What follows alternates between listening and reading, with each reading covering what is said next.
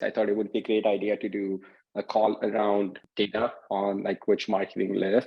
And I also posted on our Facebook group, just asking people if they could only pick one marketing list, which one would they pick for outbound marketing? And we had people kind of vote on different marketing lists, and absentee list got the highest number of votes. And that was my gut feeling going into, hey, this is the list that I want to pull. But it was kind of good to get that validation from other people in, that are successfully using outbound marketing. So that's what I'm going to get into.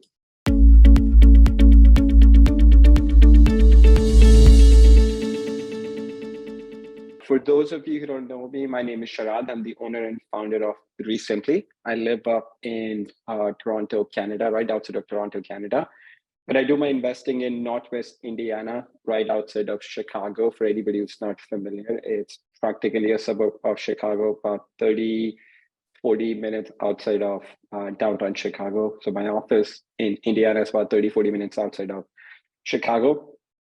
We do fix and flip. 50% of our fix and flips are to retail home buyers, and then other 50%, I should say it has been 50% to retail home buyers. The other 50% has been turnkey properties to other investors. But moving forward, 2023 and like last few months, we're definitely more focused on turnkey model than retail properties. And then the price point that we're focused on is about, in our market, is about 125 to 175 resale value, like no more than 200,000 based on the market that we're in. That's kind of the market, the neighborhoods that we're targeting, where our resale price would be about 200 or under, ideally 125 to 175, because in our market, it gives us multiple exits and ability to sell the properties to other investors, rent them out, sell them to other investors, sell them as retail properties to other homeowners. And in an unlikely scenario, if the property doesn't sell, I can rent them out and keep them as rental properties. I also own a property management company. I have about 50 rental properties on my own, and that's kind of how I started investing. And then from there, I started doing fix and flip, wholesaling, and then started REsimpli. And then for my rental properties, I started a property management company, and now we manage about 165 to 175 properties. And then as I started pulling my marketing list, I thought it would be a great idea to do a call around data on like which marketing list. And I also posted on our Facebook group, just asking people if they could only pick one marketing list, which one would they pick for outbound marketing?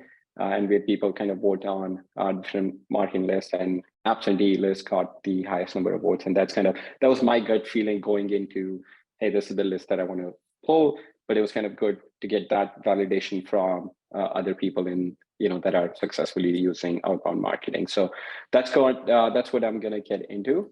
And just for like some background, we got one property under contract 4 or 5 days ago. We're closing on it next week, and we got it under contract for $54,000. It came from Google PPC from our website. So we did a lot of inbound marketing through Google PPC.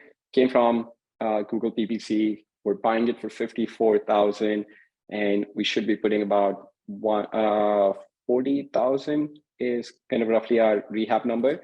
And the market value of that property is about 145 to 150. And the goal for us is to sell it as a turnkey property. So those kind of properties are absolutely the best properties for us to buy, because buying it for 150, we can rent it for about $1,500, and then we can sell it on Roofstock. We can sell it to a list of investors that we work with, and then we can also sell it to other homeowners. So very, very different, it gives us multiple exits. So I absolutely love buying properties in that 125 to 150, 175 price range, assuming that like the neighborhood. So all right, I'm going to share my screen. So I'm going to be using Propstream for this purpose, but again, you can use any list splitting, doesn't matter whether you use Propstream, ListSource, Batch, it doesn't matter. It's the same idea, same principle. So first thing I'm going to do is I'm going to enter the city. the target market. So this one, I'm in, Northwest Indiana, so I'm going to pick one city. You can also do it based on the county. But the challenge with county for us is this city right here, Gary, Indiana. We don't do anything in Gary, Indiana. And that's something you want to look into. If you are planning to do any turnkey properties where you are going to be selling to other investors, you're going to rent it out, sell it to other investors. One thing I would say is if that's something a new exit for you, talk to property managers, local property managers in your area, and just ask them, before you start doing any marketing, hey, which neighborhoods would you and not just one, I would talk to multiple property managers, but just ask them, hey, which neighborhoods would you, if you were starting out, which neighborhoods would you tell me to stay away from? And this is literally how I got started. I used to live in Chicago and I started investing in Indiana. I lived in downtown Chicago. And I read this book, Millionaire Real Estate Investor. And the book talks about, draw like a 45 minutes to 1 hour radius from where you live and look at all the neighborhoods that you could buy in. And that's how I even became aware that, I could buy in Indiana because it was within 45 minutes, an hour drive. But I wasn't very sure about the neighborhoods. What I used to do was I would call up the local police department, talk to somebody high up, and I would ask them, hey, if I were your son or daughter, getting started in the business, would you recommend this neighborhood for me as a rental property? Would you feel safe if your son or daughter was going in this neighborhood collecting rent? And it's just, once you ask them, put the question like this, they would be very, very honest. So you can definitely do that if you're not familiar with the neighborhood. But yeah, definitely talk to property managers. And one other good source, if you guys are not familiar, is this website called roofstock.com. So again, if you're going into a neighborhood, you're not sure and you want to sell turnkey properties, I would call them and say, hey, if I had a property in this neighborhood, is that something you would list? So Roofstock is basically, think of it like an MLS for rental property owners. So you could list your property, and then it's a marketplace for investors like us, and then other investors that are looking to buy cash flowing properties. But before you do that, you want to look into, you could just call them and say, hey, if I had a property in this neighborhood, is that something? You can give them an address and just, hey, I'm looking to buy this property. Would you list it on your platform? If you did, what sort of numbers I can expect. So it gives you, an end number to get started with. Really, really good website. And just like based on kind of how the demand on this website is changing, we decided that we did not want to buy in Gary, Indiana, because they said, based on kind of how the market is, where the market is right now, a lot of investors, they're like kind of shying away from buying properties in like C-D neighborhoods. So we decided, if there's not investors looking to buy, and those markets have always been very low demand from homeowners, let's just stay away from those properties, and let's just double down on the neighborhoods where investors looking to buy cash flow properties would want to buy, and then where's the homeowners looking to buy. So I talked to my local agent, and I would before we put marketing list, I asked them, okay, what neighborhoods we should be going in. Like there's a couple of neighborhoods that were super, super strong in our market until like 6 months to a year ago. But because so many investors got into that market, like the number of days properties are sitting on the market had really, really gone up. So those are things you want to look into. If you're getting started into a neighborhood, kind of what exit price you want to have. How comfortable you feel with the neighborhood, and then do you only want to look at properties where homeowners could buy, or you want to look at properties where homeowners could buy, and also it would be a good investment opportunity also for someone. For me, how I do my kind of analysis is, so for example, if you're buying a $150,000 house, so I would go in and I would do mortgage calculator. Oops. So this is how we do like very, very simple quick calculation. So for example, I would go in, you could go to any mortgage calculator. Let's say if I was buying a house for $150,000, or if I was selling a house for $150,000, somebody came in and put 3.5% down, which is, that house would qualify for an FHA. And then the interest rate, let's say, even if they were getting 6.5% and 46322. So this is what their mortgage payment would be, $1,079. So the way we do our analysis is, for us, if we were renting a house that was worth about $150,000, it would not rent for less than $1,500 minimum. So somebody who's looking to buy a house versus, looking to rent a house, that's how, most of the people would do their, analysis. They would look at it as, okay, I could buy this house, I could put $5,000 to $50,000 down.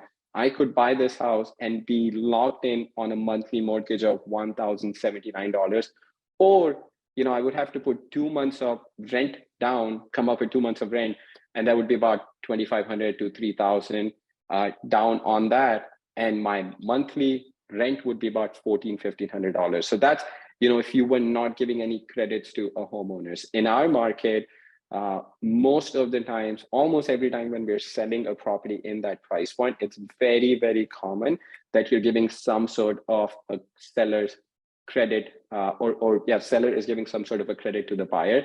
So we would give credit of like $2,000-$3,000.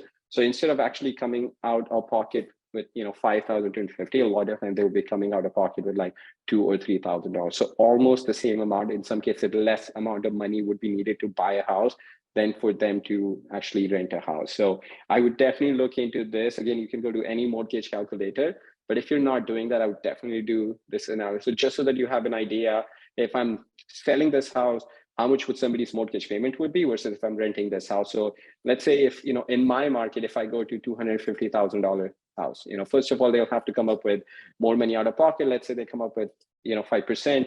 Now their monthly mortgage is $1,700. It's still lower than, what that house would typically rent for, but not by much, but then they're coming out of pocket with more money. So that's where, as you go higher up in price, the, decision between renting a house and buying a house, it just starts skewing more in favor of renting a house if somebody just looking at how much monthly payment they would have to make versus, at a lower price point. So, and we've noticed that the houses in like 125 to 175, or typically at a $200,000 price point, definitely selling much faster than houses, 200, 250 or above price point. So that's how we do our analysis. Like even if you, bumped it up to, if I went back to 150,000 and that changed it to like 3.5%, and even if I change it to 7.5%, it's still even at that really, really high interest rate, it's still the mortgage payment is less than what somebody would pay to rent the house. So any questions or suggestions on this, kind of anything you guys are like doing for your analysis? But this is kind of what we do, and it's been working well for us so far, just knowing which markets are still selling fairly quickly, not the days on the market is not still very high. So that's kind of what we're doing. Hey, Kathy. Okay, hi. I'm just curious, so when we call Roofstock, you said that they'll tell us, give us an idea of whether you would buy in that neighborhood or not, or if it's a good neighborhood. Right. So, and you said that something about a C or a D property, and I've heard that before. So how is it determined, the rating of an area? Who determines that? It's very subjective. What's like A, B, C, D, but like most investors would kind of, be within the same ballpark, when it comes to like A, B, C, D. I mean, D would be, if you drove down a neighborhood and then, there were like bars on the windows, like houses were boarded up. I mean, you would like know, it just like feels very, very unsafe. And like A and D are easy. Like A would be a most expensive neighborhood. Like, this would be like, let's say, I'm just thinking like if you were living in like Los Angeles, for example, like your Beverly Hills would be like A neighborhood, for example. So like A and D are, most people would agree on what A and D neighborhood. It's like the B and C, that's where a lot of confusion is. B neighborhood, like what, the way I look at B neighborhood is, it's a neighborhood where, somebody would want to buy a starter house, somebody who just, looking to, a young family, they've been renting and now they're looking to buy their first house. That's the neighborhood they would want to buy. And typically, the school district would not be very good. I mean, the school district would be like 5 to 7, but it's not super important for them because they're a young family, their kids are not going to school. So that would be like a B minus. I mean, again, it's not just A, B, C, D. I mean, people say A plus, A minus. So A neighborhood just almost, I've never seen them make sense in terms of cash flow. They're like very expensive. They're good neighborhoods to like flip houses in.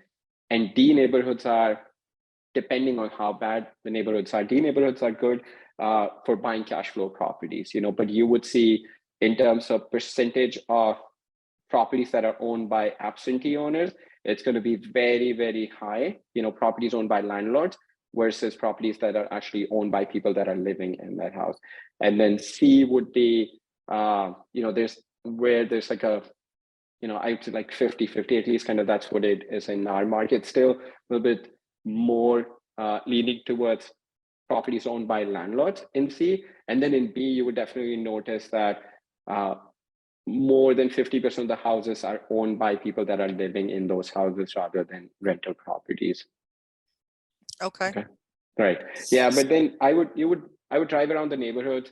Again, if you're getting started, I would talk to, I start going to some local REIA meetings, and then you would see, you would notice that investors are talking about like 3 or 4 neighborhoods, depending on, how big the market that you're in. 3 or 4 neighborhoods like generally tend to come up a lot more than other cities because just that's where a lot of investors are buying properties in. Okay. Thank you. Okay. Yeah, absolutely. Thanks. Hey, Masood. Hey, Sharad, right? Yes. Yeah. Did I say your name right? Sorry if I. Yeah, that was perfect. Yeah, you got it. Cool. One shot. So my question, I mean, you kind of answered this, but is about for somebody starting out, how would they tell the difference between a neighborhood that's a homeowner and then one that's investor? Do you just run the numbers, make sure the rent would make sense? Yeah, I mean, I would run the numbers like, depending on which neighborhood you're buying from, like D, let's say even if you're buying in a D neighborhood, you would really want to make sure that you have, higher margin because you're taking that higher risk of buying in a D neighborhood. So let's say if your goal was to make minimum $15,000 profit, right?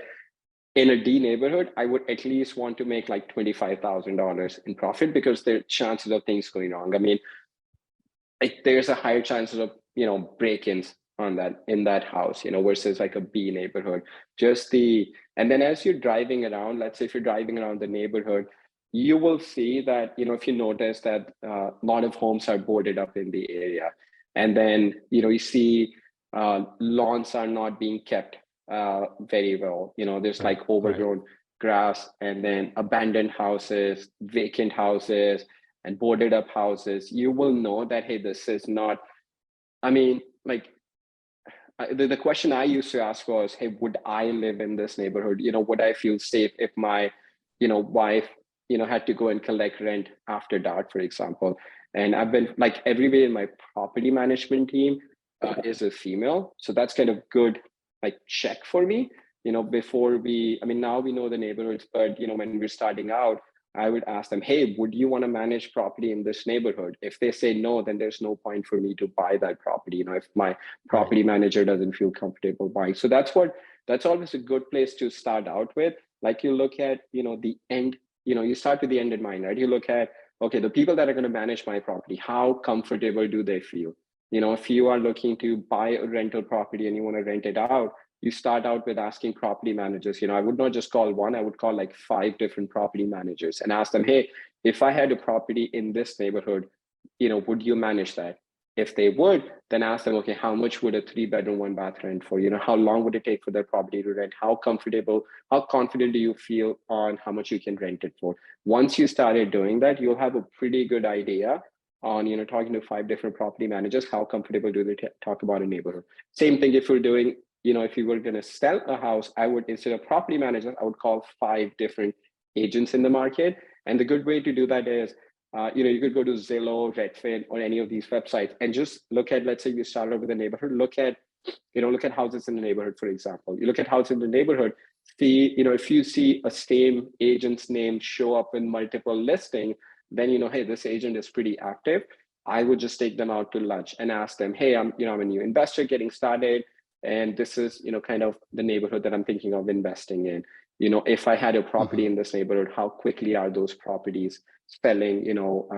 Like what sort of rehabs need to be done? With the market changes, with the market changing, like how is that impacting the days on the market, or the other, the finishes that you need to do, and definitely connect with the local investors in your market also. Go to local REIA meetings and talk to other investors, see what other people are doing, what's working for them and what's not working for them. Yeah, that makes sense. I appreciate it.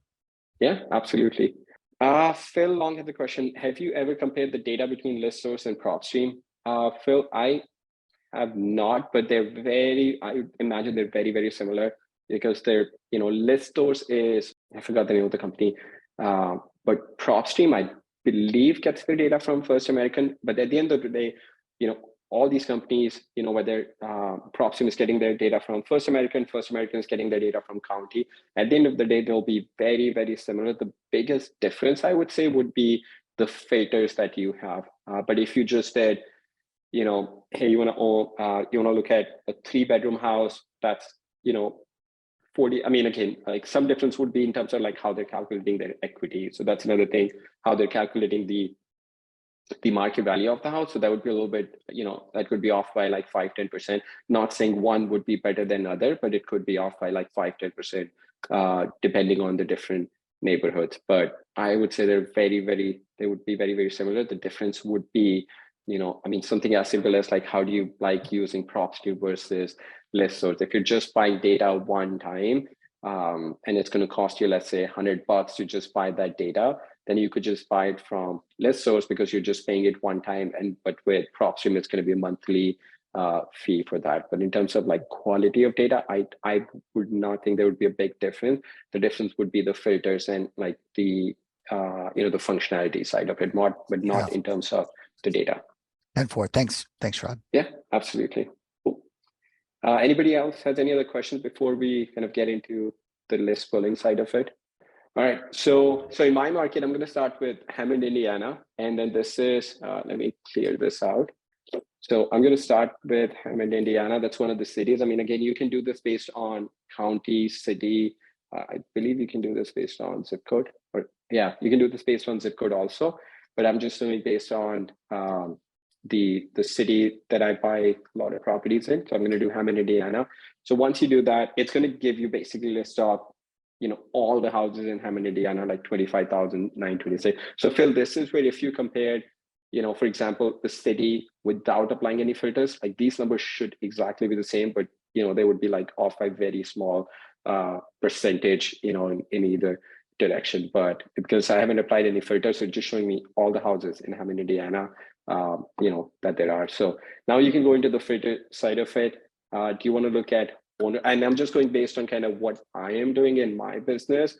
You can, depending on the market that you're in, you can expand the search, or you can make it a little bit tighter. That's totally up to you. And then, what your marketing budget is, how many records you get. So for me, owner occupied, I'm going to do, they should not be owner occupied. So I'm going after an absentee owners list. And then occupancy status, it doesn't matter to me whether they're occupied or vacant. So I'm just going to leave it as any. And then for property characteristics, I only want to buy residential. So once you do residential and then property type, within residential, single family, we do not want to buy any condo or townhomes in our market. So I'm just going to do multifamily 2 to 4. I'm also going to select multifamily 5+, even though there aren't many, but I'm just going to select that. And then you can do based on bedrooms, bathrooms. I personally do not use bedrooms and bathroom because it's not always 100% accurate, whether you're using Propstream, whether you're using ListSource, because even the counties don't always have the most accurate data. So for example, if counties have data and somebody finished their basement and they added an additional bedroom or bathroom, or, did an addition to their house, so that, by the time that's updated at the county level, and then it's updated at the Propstream or, the data aggregators level. I personally do not use it, but again, it depends on your neighborhood. If you get like hundreds of thousands of houses that you don't want to go after, then you can always kind of, add that and just add that another filter option when you're looking for your property. So again, I don't use any building size, lot size. That's not a criteria that's important for us. Year build, most of the houses in our neighborhood built around 1940s, 1950s, but I leave it blank because I don't think that information is always available. But you can go in, and again, regardless of which data source you're using, you can find these search options in pretty much all of them. So it's up to you if you want to filter it based on year build, other home features that you have, and then the unit rate number. So I don't do that. We don't do anything with MLS also. So for us, we just buy anything. We don't filter it down based on the MLS, but you could do that if this is more relevant for if you were kind of going after properties that have like expired listing recently, or if you have some specific marketing that you want to do to those, if you want to go after the failed listing, then you could always do that. But for us, we're using a more broader search criteria than like narrowing it down. So for us, again, if I had like 100,000 properties that came up in my list, then I would want to filter it down, make it narrower, but that's not what I want to do right now. Again, we don't use pre-foreclosure and bank owned, but you could use that. I haven't seen, based on my experience in talking to other investors, I haven't seen like, lots of pre-foreclosure activity happening. So again, I would, if, the broader search meets your criteria, I would just kind of leave it, not check anything here. The ownership type is definitely an important one.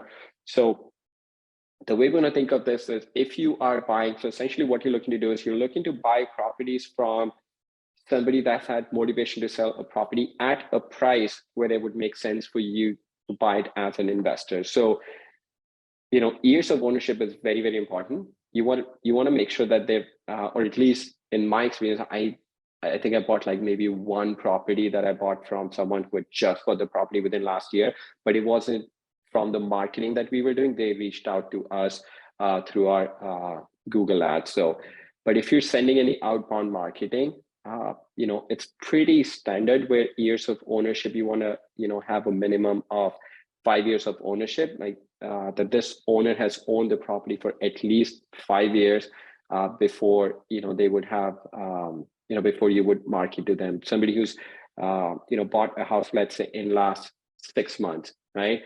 You don't really want to market to them because they won't have any motivation. Generally, in 5 years, people have had some sort of life event, either, they've had kids or, they've had kids, they want a bigger house now. So they might have a motivation to sell, or maybe they got divorced or they had kids that, moved out. Now they want to downsize their house. So that's something you definitely want to kind of 5 years or more years of ownership. And you want to make sure you're including unknown last sale date. So a lot of this data that data aggregators are getting, like Propstream, ListSource, it comes in, like a lot of the data that comes from county comes with like a lot of blank information. For example, there will not be any last sale date available. So you want to make sure you're including it. You are, so hopefully you will not have any properties that were recently sold and then the county did not input any information. Generally, these are properties that sold like maybe 30, 40 years ago where the county wasn't keeping up their, didn't have the best data that they were, recording in the system. And that's where they might not have put in the sale date. So that it's, I always do that. We used to like track it very, very specifically based on, okay, do we know the last sale date? Do we not? But we decided it just makes sense to include unknown last sale date. And talking to other investors, they've noticed the same thing, that there's usually some really good properties included in that list of last sold date. And then you could include some other motivation points also, like lien, bankruptcy, divorce status in that in your list also. Let's say if you have a very big list of 100,000, and that's not, you don't want that size of a list that you want to market to. So I have 2,986. Let's say, if I do has active leads, that number goes down to 4. Now that's a very, very small list for me. So I'm going to say, you know what, I'm not going to include this. It doesn't matter to me whether they have a lien or not. So I'm going to leave it blank. And there's some other, bankruptcy recording. You can, search by that also if you want to get very, very specific on your marketing. Again, it just starts, start with a broader list. The two most important things I would say is you want to make sure that they've owned their property for at least 5 years, plus unknown last sale date. And the next one I would say is very, very important is that they should have equity in their house, unless, in some situations where you're doing, short sale, then that's a different situation. But if you're not doing short sale, a typical investor, as a typical investor, you would want to make sure that they've had at least, I would say like 30 to 40% equity in their house. So how you want to do that is estimated percentage. You want to do 30. And once you put in 30%, you notice that this thing pops up, include unknown equity. So once I do that, so if you look at this, I have 2,885 properties right here. Once I check include unknown equity, this number goes to 2,946, meaning that there are some properties that do not have known equity. It's such a small list that I would want to make sure that I include that in my marketing and just start from there. So two most important things I would say is you want to start out with, you could do 30% again. Let's say if, I did not want to send direct mail to, almost 3,000 people, or I did not want to cold call these 3,000 people. You can always change it to 40%. And then, see if that changes the number significantly for you guys. So then it's all about two most important things in your filter is how long have they owned the property for? I would say 5%. That you want to see at least they've owned the property for 5%. It's pretty standard. Then you want to include the unknown last sale date, and then they should have equity in the house. Because the reason is, let's say if you only use one of them, let's say if you only use people that have owned their properties for 5 years. So let's say if you have somebody that's owned their property for 10 years, so that's one filter. But if you do not use the equity filter, they might have owned their property for 10, 15, 20 years. But what if they just refinance and they have zero equity in their house? So there's no point marketing to someone who's owned their house for 10, 15, 20 years when they do not have any equity in their house. So you want to make sure they've owned the property for long enough where they have gone through some sort of life event, they have some motivation to sell their property. And then on top of that, that they have at least 30 to 40% equity in their house. So I feel this is where I would see the biggest difference in terms of equity, because how, for example, Propstream would calculate the value of the house would be different from how, for example, ListSource would calculate the value of the house. I believe Propstream gets their data from First American, I believe. So, that data comes from First American. So how First American would calculate the data versus, ListSource would calculate the market value and the equity. That's where I think you would notice the biggest difference. But in terms of so just something to keep in mind. So yeah, that's how I pull my list. Again, two most important things: number of years they've owned the property, and then how much equity they have in their house. And let's say if you were starting out and, so this is 2,928 people on my list, and this is like way too many people. I just want to start out with a very, very specific list of people. Then you could always go back and let's say, you go into the occupancy status, right? For example, then I would say, all right, I only want to buy properties that are vacant, right? So I'll only show you the properties that are vacant. So 193. And then that's something you want to look at. Okay, does it make sense? Is it big enough list for you? Where it's just vacant properties? Or, that's not one of the filters you want to use. Then if that's not the filter you want to use, then what I would do is I would start with increasing the number of years they've owned the property, or the equity that they have in the house. Those are the two things you could do. Instead of owning the property for 5 years, maybe you want to say, all right, I want to only go after people that have owned their houses for 10 years or longer. So now it goes down to, under 2,000. And then you could increase the equity percentage from 40 to, let's say, 50%, for example. Then it goes down even further. So that's where you can start tweaking and then keep adding more filters. If you want to go into MLS, look at all the ones that had failed listing status. So I have 82 properties that meet everything else, plus the listing failed for one reason or the other. The property did not sell on the market, and that's another list that you could go after. So for me, because we're starting out, I mean, I think once I did my list, I think I got about, for one city, I got about like 2,000 people. So what I'm trying to do is I'm trying to mail to 10,000 people every other month, and that's the next call we'll go into after I pull my list, kind of what's the next step I'm doing. But I'm looking to mail to about 10,000 people every other month. So I'm starting out with, okay, I don't want, I want absentee owners with, occupancy status doesn't matter. They should have owned their property, single family houses. They should have owned their property for 5 years or more. And then they should have 40% or more equity. So I got about like 1,800 people. And then I'm going to add for 3 or 4 more cities to get to 10,000. And then I'm just going to mail them and then also call them. And my broader list would include any of the other filter criteria that I have, because I'm in a small market, so I don't have to narrow it down further. It would include any listing that failed, for example. It would include anybody that would have, been part of, for example, has active liens. So anybody that would have been part of it, it's already included in my broader list. So I'm still reaching out to them and still staying within my budget that I have for marketing. And that's how you want to kind of start out with. You want to set a budget that you have, and then kind of based on that, you look at the list. And then once you have the list, you want to at least commit to like 6 months of marketing to the same list through the same marketing channel. You don't want to start sending direct mail to this list 1 month, you don't get anything, and then you give up and you start cold calling. And then cold calling doesn't work, then you start out with SMS. If you do that, then nothing is going to work.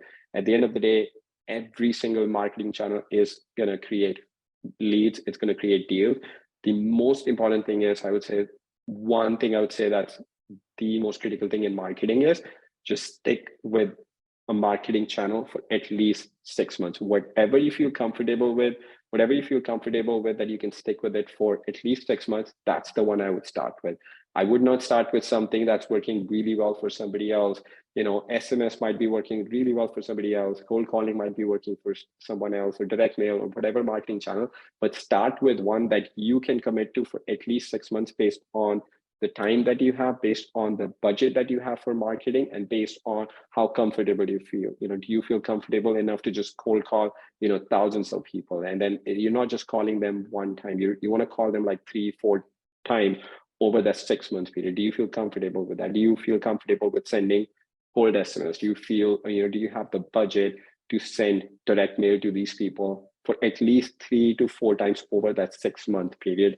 That's where you're going to start seeing, marketing pay off. And once you get those leads, again, we'll get into that in a future call. Once you get those leads, you want to make sure you're following up with those consistently. If somebody calls you, you will always have, if you do enough marketing, you'll always have people call you because they just happen to get your direct mail, they just happen to get your text or call right at the time when their motivation was the highest. And then that's where they're ready to sign the document.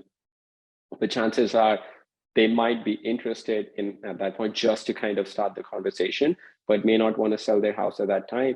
That's where you want to, put them in long-term drip follow-ups, and that's where you start getting most of your deals come from, is the long-term follow-up nurturing process. Cool. Let me see a couple of questions. Jake has a question on, can you describe the difference between owner-occupied and absentee, and why you choose absentee? Jake, great question. So owner-occupied is somebody who, in terms of how the data is, calculated, or data is, shown in any like Propstream, ListSource, any data provider, is anybody that has mailing address and property address is same is a homeowner. So their mailing address is same as property address. That means they're living at that house. So they will be considered a homeowner. If their mailing address, let's say they live at 123, or their mailing address is 123 Main Street, but the property address is 456 Main Street, then they're considered absentee. That they have a house, but they don't live at that house. It's, again, it's always assumed that the mailing address is the house where people are living at. It could be as simple as somebody's living at 123 Main Street, but they're using a mailing address of a PO box. But a lot of these data providers would consider it as an absentee owner. But that's where, like, you can decide, but that will be a very, very small percentage of people.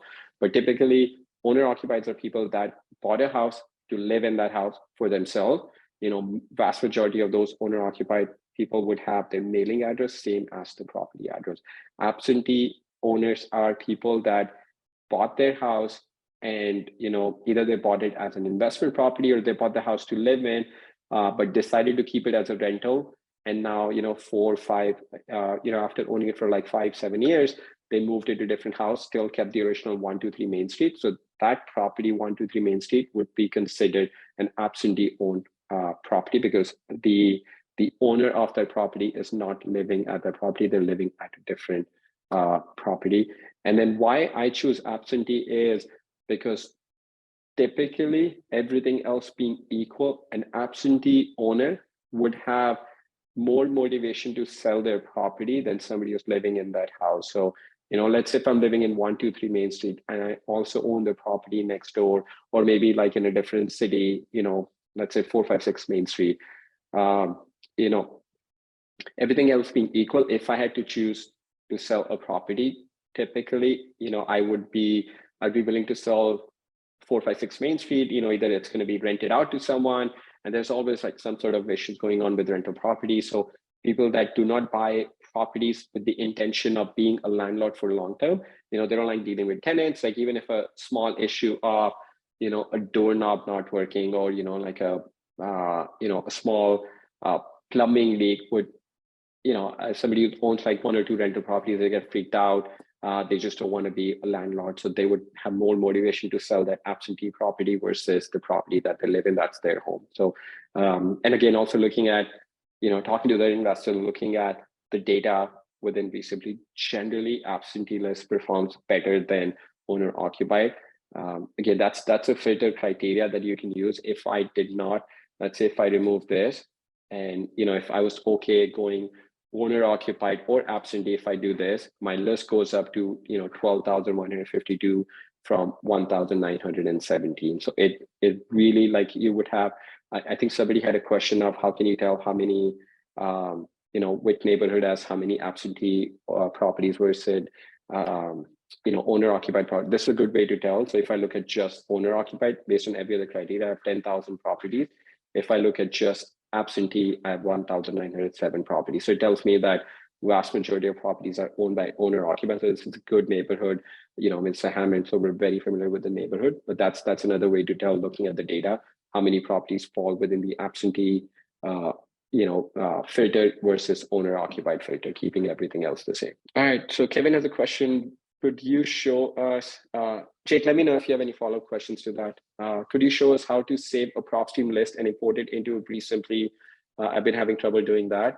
So let's say I have a list saved already as I was building this. So let's say I have this another list of, Highland absentee. So it's super simple. What I want to do is I want to select all, this is the filter list that I have.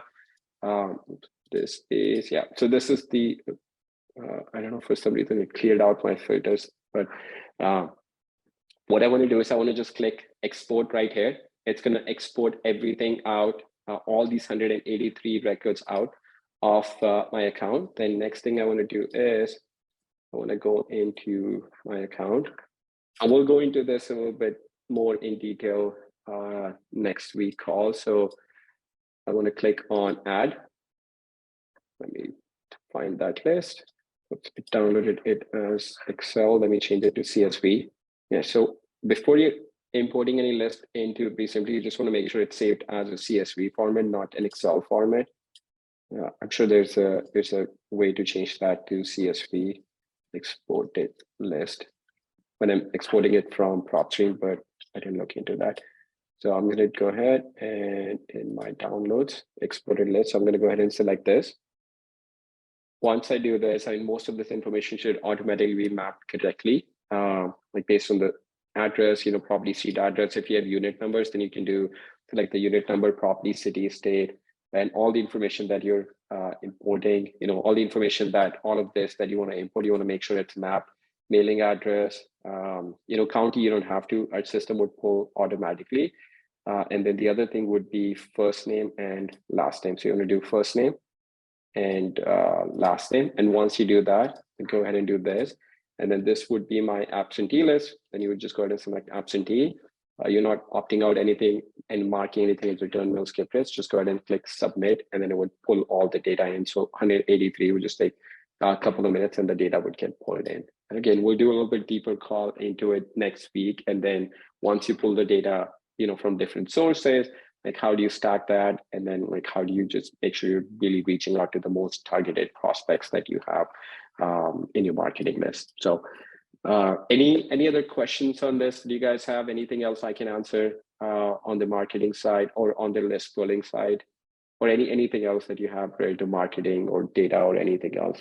All right. Yep. Awesome, Kevin. Yeah. If you have any, just make sure when you're importing that it's a CSV file and not an Excel format. So that's, we want to make sure. I think it defaults to Excel when you're exporting it from Propstream. You will just want to make sure you change it to a CSV file. That's all. Cool. Any other questions that anybody has that I can answer for you guys? Any other list that you guys are pulling that's working well for you? Just like talking to other investors, like it seems like absentee.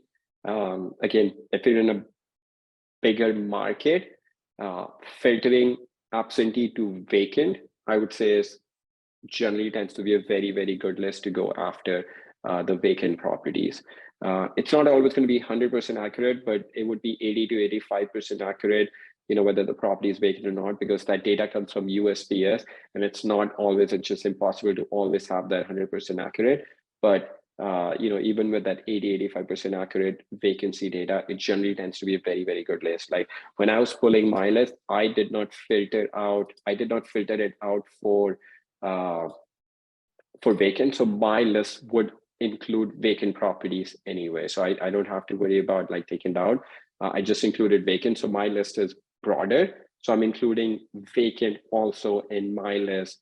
But again, if I did not want to go after 1,900 properties, I wanted to go after like specific lists of properties, then I would just do vacant, and I would get like 116 of these properties would be vacant properties. Then I would definitely go after these if you were tight on budget, and or if you had like way too many properties that came in, if you're in a bigger market like LA, San Diego, or New York or some other market, then I would definitely apply the filter it down by vacant. Is there a specific format for imports required field structure you can share? There is no specific, Bridget, there is no specific format for import. So if you look at this, I had already uploaded some properties that already match my criteria, that 130 were valid, 7 were invalid. And it's possible. I mean, it will happen with no matter which data source you go after, buy the properties from. There will be some properties that will be invalid property data. It's just, that's how the data was inputted in the system by somebody at the county. They forgot to put in the street number, or it was supposed to be 123 Main Street. They put 1230 Main Street, and there's no 1230 Main Street. So it's going to show up as invalid property address. So and then even within the list that I imported, there was some duplicates. So again, that will happen. So don't worry about that. That's very, very common, very standard. So once you upload any properties in REsimpli, we are validating every single address against USPS to make sure which of these are valid, which of these are invalid, how many were already in your list that were just updated with new information that you added, and then how many duplicates that you had. So now I can go in, and we're checking every property for vacant. So I can see if I just want to look at all the vacant properties that I have in my list for all of them, I can see I have 355 vacant properties that I have in my list. So again, if I had budget to spend on only 355 properties, then that's the list I would start with, vacant properties. So then I'll start narrowing, and then as you feel more comfortable, then you can just keep broadening your search. But just 2 things I would say: to make sure that they've owned their 2 filters. They must have owned their property at least 5 years. I'd say it's pretty standard. And then they should have at least 30% or more equity. You don't want to buy anything where somebody doesn't have any equity. They might have all the motivation to sell their property, but if they're selling a $100,000 property for $100,000, there's nothing you can do. There's unless you go into short sale, which is not the right market to do that. It's very, very niche opportunity. So, you want to make sure that at least when they call you, they have 30% equity or more in that property. Let me see a couple of other questions. Donald, yes, we are going to go over importing and exporting files next week and kind of how to do marketing. I'm going to go specifically into how to do direct mail from this. Oh, so thank you, Sheila. Thank you for pointing that out. Yeah, she said I can go right here. And she mentioned that there's an option to export this. Oh, yeah, there you go. So export in CSV. So you can just click export CSV, then it'll export in CSV. Sorry, somebody else in my team does the exporting part of it. So I'm not super familiar with this, but yeah, thank you for pointing that out. I appreciate it. So Corey has a question. Are these calls available after the live feed ends to go back and watch? Yes. So two things. These calls are being streamed live on our Facebook group. So you can always just go there if you're not part of the Facebook group. I will put the link right here and then you can join it. And all the calls that we do, they're streamed live in that group. This is the group where the calls are being streamed live. It should be like right here. This is from today. So you can just go back and watch. And then we added the recording and we put it on our YouTube channel also. And then we email link out to everyone. And then we break it into smaller pieces also, just so that you can go back and forth and just like watch in smaller segments. But I put the link in the group. So if you want to go back and watch the recording in the Facebook group. Cool. And then slightly off topic, I'm going to do a cold calling campaign this week. Can you show the filters you would use to make sure every property owner is getting called just one time? Jake, can you explain a little bit more kind of what you mean? I just want to make sure I understand your question properly. Yeah, thanks. I'm just, I got, 4,000 properties and, one owner may own 10 different properties or whatever. And so I just want to make sure that, it's not, I assume it's a little bit different than sending out a direct mail campaign where I can just hit the remove duplicate mailing addresses. And so then all the mailing addresses will go away except for just one. So I want to make sure that I'm, you can do that for cold calling also. So what I would do is, so once you've uploaded all your lists, let's say, I'm going to just go ahead and apply like a random filter. Let's say I'm going to do just vacant, right? Now there's going to be some owners that own multiple vacant properties. So if I just go right here, I have 355. Let's see if it removes anything. Yeah, so you see how it took the list out from 355 to 312 people. So now these are 312 unique properties that I have. So you're not calling the same owner multiple times, for multiple properties that they own. So, and then let's say if this is the list that you're happy with. So what you want to do next is, let's say if you're exporting it to cold call, you're going to click on export selected, choose, whichever, columns you want to export.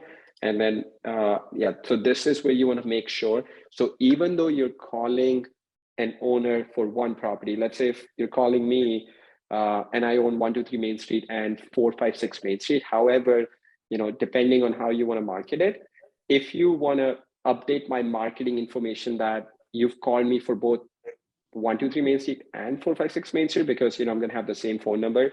That's what typically most people do. You want to select this yes, and you want to say cold calling, and you want to say cold calling campaign. I mean, you can just give it whatever name you want. And then whenever this is for your tracking purposes, let's say you're going to be calling this list on Friday, right? Then you want to select this update marketing details in related property. So what this does is, if you just hover here, what this does is it updates the marketing information at the owner level, not at the property level. So if you had an owner, let's say John Doe, and he owned 5 properties, 123 Main Street, 456 Main Street, 786, whatever, Main Street. And then, but, by selecting this, it's going to update the marketing information for all the properties that John Doe has. So then this way, when you come back and filter for the properties that you have already marketed to, it will take out the ones that were also related properties. Do you ever see the issue where one owner may have the same mailing address, but maybe there's different phone numbers present? I'm sure that might screw things up. But... Yeah, I mean, that definitely could happen.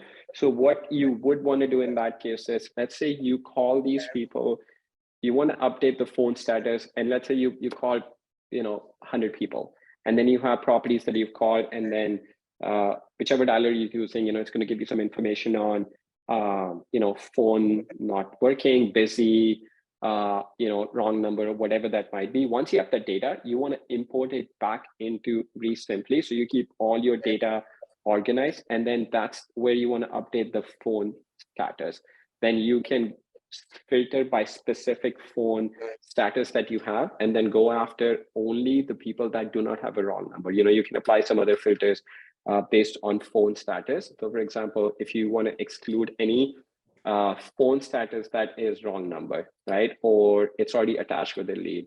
So you have all of these that you can choose from, right? And then you don't want to call anybody that has a busy number, that's disconnected, that's DNC, fax, or you can select all of these, and then you can just go ahead and apply. So it only shows you the people that do not have one of those phone statuses. So maybe that's what you want to make. So I guess on the second round of cold calls is whenever I'd be able to hit the other phone number for that owner if the first number did not work, I guess. Exactly. So you would want to make sure you're updating some sort of phone status for that phone number. If it did not work, then it must be like either wrong number, it just kept ringing, it was busy, it was fax number, it would be like one of these filters that you would have. Would you still want to remove duplicate mailing addresses up there, just like I did for the first cold calling campaign, or would that, I would remove it. Some people, like even with direct mail cold calling, some people just like to call, like send mail pieces to same owner for multiple properties, and it works for them.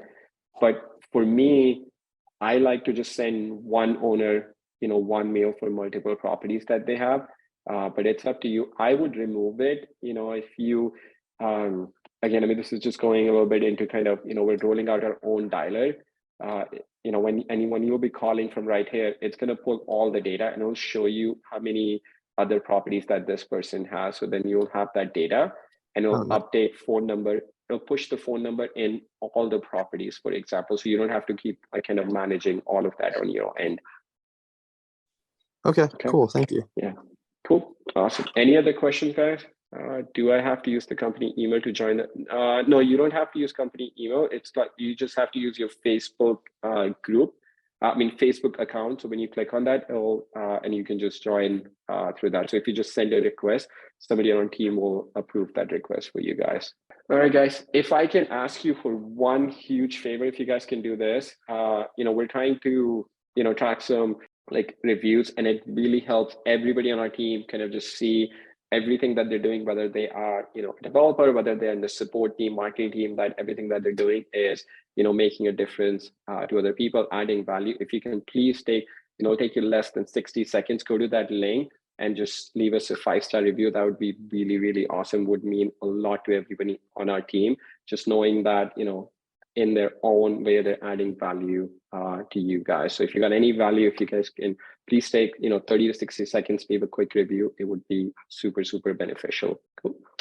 Any other questions, guys? Anything else I can help you with? Again, we'll go like once we pull the data in Propstream, the next call would be, okay, what's the next step that you do? So it'll just be like a series of calls. So we'll pull the data. The next call would be, okay, once you pull the data, you export it. What do you do next with that data? So that's what we'll do our next call on. So I'm excited about that. But any other questions you guys have before I jump off the call? One quick question, Sharad. How's it going? Good, man. How are you?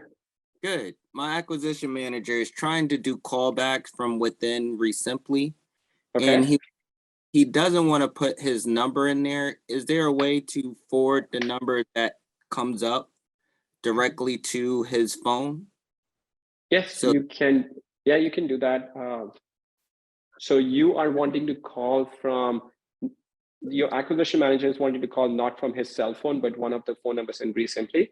Yeah, well, from directly to click to call, like you could click on the lead and call them directly from that. Yeah, so it gives you, here, let me go into my other test account. Yeah, it gives you option to call from whichever number you want to call from. So if I go into this lead, for example, if I want to call this number, so the default number is the number that the lead called in at. So if I sent out direct mail, absentee, postcards or letter, this is the number that the owner called in at. And when you're making an outbound call, it will default to that phone number. So it'll default to that phone number. But if you want to change, You just click right here, change, and select one of the different phone numbers that you want to call out from. What if I want that call to come back directly to his phone number, that 224-337 number? Oh, Can yeah. I? So what you want? Yeah, you can. So what you want to do is you want to go into manage numbers, and then the phone number that you have, it was this one. You want to make sure that the call flow that you have selected is routing the phone number to the acquisition manager that you have, that you want the call to be routed to. Perfect. Yeah. Perfect. And if you send us an email at support@REsimpli, somebody on our team will jump on a call with you, and it's free of charge. They'll jump on a call with you, and then they'll help you set it up, and they'll make sure they make some free test calls to make sure everything is working as expected. There's like few other things you can do. You know, it's like there's like other things you can do if the person is calling for the first time, how you want the call to be routed. If they're calling back for the second time, if they're a repeat caller, you know, you might want it to go to a different person. So there's a couple of other things we can do. So just set up, like if you send an email support@REsimpli, somebody will jump on a call and help you get that set up. All right. Perfect. Thank you, sir. Awesome. Yeah, absolutely. My pleasure. All right. Can you forward that to your cell phone? So, you know, yes, Donald, you can definitely forward it to your cell phone. So like you can put whatever number you want to forward it to, and that's where the phone number, that's where the call will get forwarded to.